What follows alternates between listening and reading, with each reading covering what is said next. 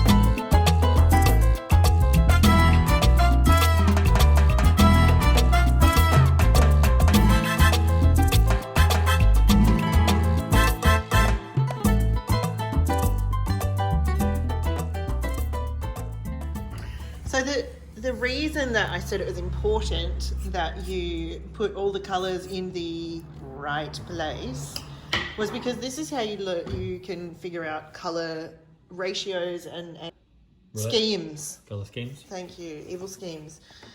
I've written up a list of all of the colour schemes on your instruction sheet. So I'm just going to step through them really quickly here as well so you can see why a colour wheel is a useful thing to have. So the first and easiest colour scheme is monochromatic. You literally pick a colour and then every colour that you use in the rest of that scheme is just either a tint or a shade of that colour. And by tint or shade, check your instruction sheet. It's adding black or adding white. Next is an analogous colour scheme. This is the colours that are next to each other on the colour wheel. So another really nice looking colour pairing is these two colours, all the way around. It all works that way. So you could use blue and blue-green together. Looks beautiful. Blue-violet and violet together. Looks beautiful. You can expand that. So you could use blue, blue-green, green, yellow, green, yellow. but you can't go further than 5 because then it starts to be a bit, yeah. Complementary. I'm sure you've heard of complementary colours, and Dan actually just mentioned it while he was mixing them. Complementary colours are literally opposite each other on the colour wheel. They're called complementary because they're opposite, so they make each other pop. Yeah. They're scintillating contact with each other. And this is where that whole colour temperature advancing, receding that I mentioned on your sheet is really useful too, because if you choose a pair of complementary colours, one of them is always going to advance and one will always recede. So you just have to kind of work your way around pairing those up. Then we start getting into slightly trickier ground. So the next one is split complementary, and this is like a triangle. So let's say you wanted orange, you were using orange, and you wanted to use a split complement of orange. So you look what's the actual complement of orange, which is blue, and then you go either side of it. So the split complements of orange are blue, green, and blue, violet. So that would be a 3-color scheme. And then you just kind of move around and do the same thing. So you want to do a split complement of yellow and violet, so it becomes yellow, blue, violet, and red, violet, and so on. A little skinny triangle. Triadic color schemes are also a triangle, but this time it's an equilateral triangle. So it goes yellow, blue, and red, so equal distance apart. There's yellow, skip 3, blue, skip 3, red, skip 3, and you're back at yellow. And then you can just sort of turn that any way you like to get a set of 3 colours. And tints and shades, all of that stuff fall in there. I am a huge fan, as if you couldn't tell from the Rascal Robot logos and stuff, of yellow, cyan, and magenta. So that kind of yellow, blue, pink triad. It looks really sweet together. It's very cute. Yeah, pink is, of course, just adding white to it's just any of tints these and reds. shades. Yeah. Tetrad is the final one, and it gets a little bit more complicated again. Tetrad is about 4.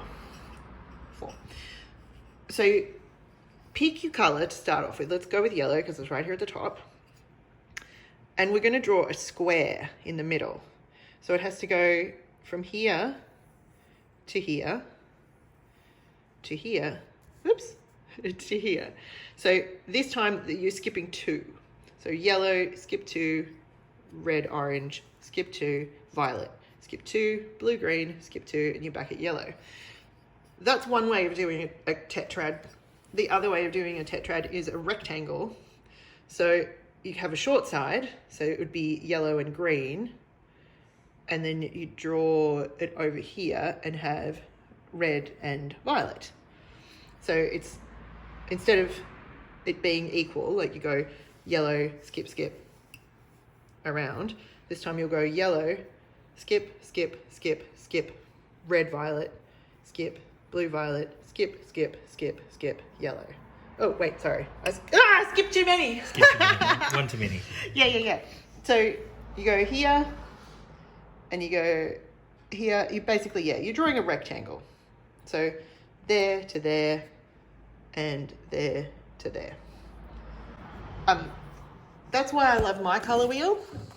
It's very fancy. It's quite sophisticated. Because you can spin these things around and it's go, oh, look, I want to make let's say I want to make a tetrad colour scheme starting with yellow. So I put one corner of the tetrad there and then I just follow it around. So I would get blue, green, violet, and red, orange. And you've got all variations on here too with white, additional white. And tints and shades, whatever. And the same thing on this side.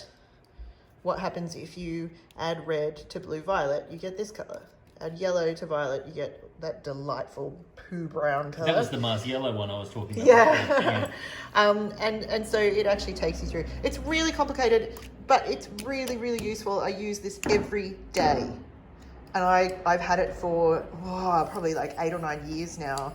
And I just keep it in my drawer and I reference it constantly. So if you see one at Officeworks or an art supply shop or something, grab one.